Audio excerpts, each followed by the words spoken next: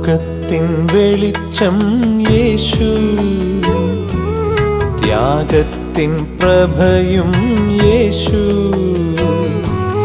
ലോകത്തിൻ വെളിച്ചം യേശു, ത്യാഗത്തിൻ പ്രഭയും യേശു. അണിചേർന്നിടാം ക്രൂശിൻ പാതേ, അണിചേർന്നിടാം ക്രൂശിൻ പാതേ. ഒരു ജനമായി നാം നവസംഘമായി, ഒരു ജനമായി നാം നവസംഘമായി. വെളിച്ചം വെളിച്ചം ലോകത്തിൻ വെളിച്ചം.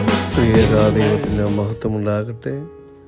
ബ്രിസ്ബെയിൻ സെൻറ് തോമസ് യാക്കോബായ സുറിയാനി പള്ളി ഒരുക്കുന്ന ജീവവചനമെന്ന വചനപ്രഘോഷണ പരമ്പരയിലേക്ക് ഹൃദ്യമായ സ്വാഗതം. ശുദ്ധമുള്ള യോഹന്നാൻ ശ്ലീഹായുടെ 1-ാം ലേഖനത്തിൻ്റെ 7-ാം തിരുവചനം ഇങ്ങനെ നമ്മെ പഠിപ്പിക്കുന്നു: എന്നാൽ താൻ പ്രകാശത്തിൽ ആയിരിക്കുന്നത് പോലെ പ്രകാശത്തിൽ നാം ചരിക്കുന്നു എങ്കിൽ നമുക്ക് പരസ്പരം ബന്ധമുണ്ട്. ഒരുവൻ വെളിച്ചത്തിലിരിക്കുന്നത് ദൈവ കൂട്ടായ്മയിലേക്ക് എത്തപ്പെടുവാൻ സഹായിക്കുന്നു എന്ന് തിരുവചനം നമ്മെ പഠിപ്പിക്കുന്നു. നമ്മുടെ കൂടിവരവിനെക്കുറിച്ച് നമുക്ക് ഇപ്രകാരം പറയുവാനായിട്ട് സാധിക്കുമോ? വെളിച്ചത്തിൽ ക്രിസ്തു എപ്രകാരമായിരിക്കുന്നുവോ ആ വെളിച്ചത്തിൽ നടക്കുവാൻ നമുക്ക് സാധിക്കുമെങ്കിൽ നമ്മുടെ കൂട്ടായ്മയിൽ വെളിച്ചം ഉണ്ട് എന്ന് പറഞ്ഞാൽ, ക്രിസ്തു ലോകത്തിൻ്റെ പ്രകാശമായിരിക്കെ നാം ആ പ്രകാശധാരയിലൂടെ നടക്കുന്നുവെങ്കിൽ നമ്മിൽ ക്രിസ്തുവാകുന്ന വെളിച്ചമുണ്ട്. നാം ആയിരിക്കുന്ന സ്ഥലങ്ങളിൽ ക്രിസ്തുവിൻ്റെ പ്രകാശം ഉണ്ടാകും. നാം വെളിച്ചത്തിൽ നടക്കണം, വെളിച്ചത്തിലായിരിക്കണം, പ്രകാശത്തിൻ്റെ ആ വലിയ ശ്രേഷ്ഠതയിൽ ആയിരിക്കണമെന്നാണ് ക്രിസ്തു ആഗ്രഹിക്കുന്നത്. എങ്ങനെയാണ്, അല്ലെങ്കിൽ എന്താണ് വെളിച്ചത്തിൻ്റെ പ്രത്യേകത? വെളിച്ചം നമുക്കറിയാം, എത്രമാത്രം ദുർഗന്ധമുള്ള സ്ഥലത്തേക്ക് വെളിച്ചം കടന്നു ചെന്നാലും വെളിച്ചത്തെ ദുർഗന്ധമാക്കുവാനായിട്ട് അതിന്, ആ സാഹചര്യത്തെ ദുർഗന്ധത്തിന് സാധിക്കുകയില്ല. അതിന് അതിൻ്റേതായ ഒരു തനിമയുണ്ട്. വെളിച്ചം ഒരിക്കലും മറ്റുള്ളതിൽ നിന്നും ഒന്നും സ്വീകരിച്ച് ദുർഗന്ധമാകുവാനായിട്ട് അത് തന്നെ വിട്ടുകൊടുക്കുന്നില്ല. ദൈവം ആഗ്രഹിക്കുന്നത് ഓരോ മനുഷ്യനും വെളിച്ചത്തെ പോലെ ആയിത്തീരുക. നാം കടന്നു ചെല്ലുന്ന ദേശത്ത് അത് ഏത് സാഹചര്യത്തിലായിരുന്നാലും, ദുർഗന്ധമുള്ള പടുകുഴിയിലാണെങ്കിലും, ഏത് ദുഷ്പ്രവൃത്തികളുടെ മേഖലകളിലായിരുന്നാലും, നാം കടന്നു ചെല്ലുമ്പോൾ നമ്മൾ മൂലം അവിടെ പ്രകാശമുണ്ടാകുക മാത്രമാണ് ചെയ്യുക.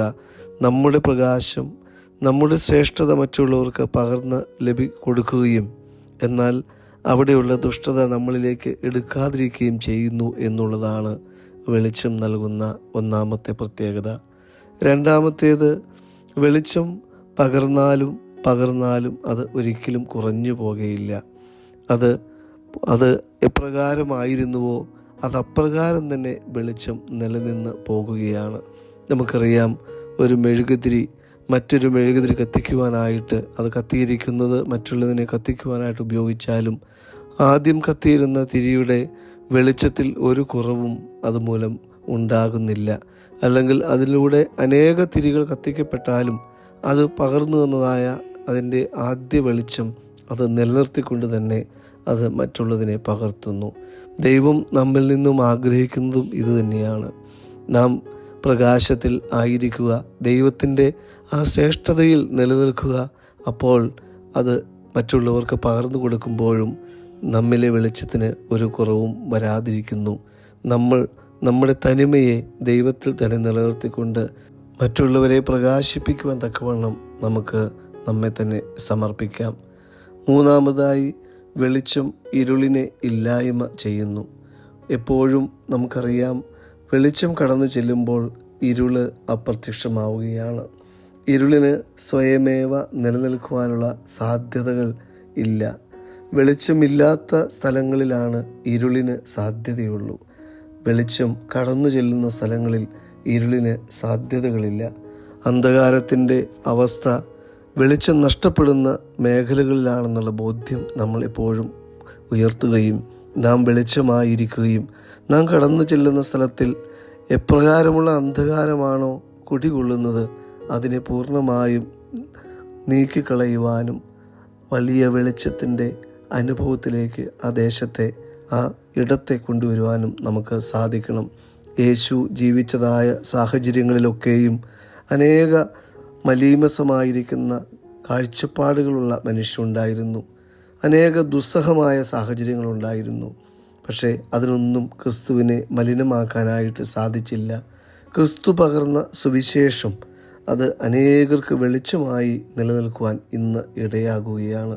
ക്രിസ്തുവിൻ്റെ വെളിച്ചം തെറ്റുകൾക്ക് നേരെ വിരൽ ചൂണ്ടി അതിനെ നീക്കുമ്പോൾ അത് മറ്റുള്ള അന്ധകാര ശക്തിയെ നീക്കി പ്രകാശത്തെ ലോകത്തിന് കൊടുക്കുവാൻ തക്കവണ്ണം ഇടവരുന്നു.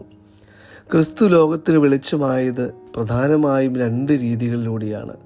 ഒന്ന്, കാലം തികഞ്ഞു, ദൈവരാജ്യം സമീപിച്ചിരിക്കുന്നു, മനസ്സാന്തരപ്പെട്ട് സുവിശേഷത്തിൽ വിശ്വസിപ്പിൻ. ദൈവവചനത്തെ ലോകത്ത് പ്രഘോഷിച്ചുകൊണ്ടാണ് ക്രിസ്തു പ്രകാശമായി മാറിയത്. രണ്ടാമത്, അവൻ്റെ ജീവിത രീതിയിലൂടെ അവൻ ഒരു റോൾ മോഡലായി നിന്നുകൊണ്ട് നമുക്ക് വെളിച്ചത്തിൽ നടക്കാൻ സാധിച്ചാലാണ് ക്രിസ്തുവുമായി കൂട്ടായ്മയുള്ളൂ എന്ന് നാം മനസ്സിലാക്കണം. ക്രിസ്തു റോൾ മോഡലായി മറ്റുള്ളവരുടെ മുമ്പിൽ നിന്നപ്പോൾ തൻ്റെ ജീവിതം മറ്റുള്ളവർക്ക് ഒരു പഠനശാലയായി മാറ്റിയപ്പോൾ അവൻ വെളിച്ചമായി നിന്നു. നമുക്കും നമ്മുടെ ജീവിതത്തെ ക്രിസ്തുവിൻ്റെ വചനത്തെ പ്രഘോഷിച്ചുകൊണ്ട് നമുക്ക് ക്രിസ്തുവിനെ നമ്മുടെ ജീവിതത്തിൽ ഏറ്റെടുത്ത് അവനെ റോൾ മോഡലായി കണ്ടുകൊണ്ട് നമുക്കും പ്രകാശമായി തീരുവാൻ സാധിക്കണം. വെളിച്ചത്തിൽ നടക്കുവാൻ നാം ആഗ്രഹിക്കുന്നുവെങ്കിൽ മുന്നമേ നാം നമ്മിലെ ഇരുളിനെ നീക്കേണം. രണ്ടാമതായി, നമ്മിൽ പ്രകാശം നാം പകരണം. മൂന്നാമതായി, ഏത് സാഹചര്യത്തിൽ കടന്നു ചെന്നാലും നാം മലീമസപ്പെടാതിരിക്കുവാൻ തക്കവണ്ണം നമ്മെ തന്നെ നാം ക്രമീകരിച്ച് ശോധന ചെയ്ത് ദൈവസന്നിധിയിൽ സമർപ്പിക്കണം.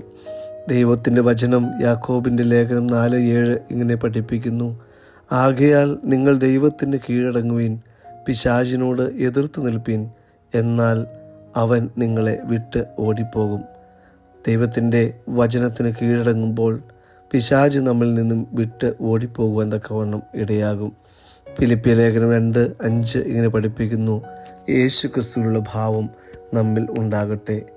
റോമർക്ക് എഴുതിയ ലേഖനം 6:16 ഇങ്ങനെ പഠിപ്പിക്കുന്നു: നിങ്ങൾ ദാസന്മാരായി അനുസരിപ്പാൻ നിങ്ങളെ തന്നെ സമർപ്പിക്കുകയും നിങ്ങൾ അനുസരിച്ച് പോരുകയും ചെയ്യുന്നുവെന്ന് ദാസന്മാരാകുന്നു എന്നും അറിയുന്നില്ലയോ?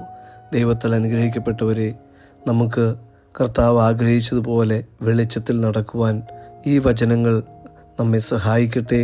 അങ്ങനെ മറ്റുള്ളവർക്ക് പ്രകാശം പരത്തി സന്തോഷവാനായി ജീവിക്കുവാൻ ദൈവം അനുഗ്രഹിക്കട്ടെ എന്ന് പ്രാർത്ഥിച്ച് ആശംസിക്കുന്നു. ദൈവ തിരുനാമം മാത്രം മഹത്വപ്പെടുമാറാകട്ടെ.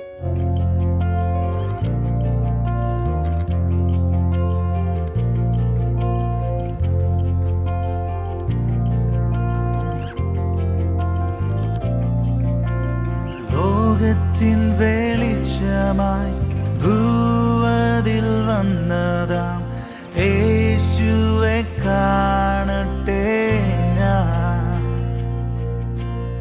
എൻ ഹൃദയം അങ്ങേ വാഴ്ത്തി സ്തുതിച്ചിടും നിത്യതയോളമെന്നും.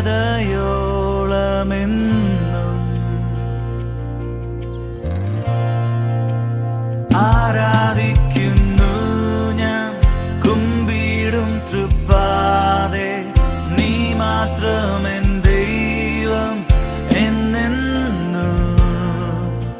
സ്നേഹവാനാം ദൈവം യോഗ്യനാകും യേശു, നല്ല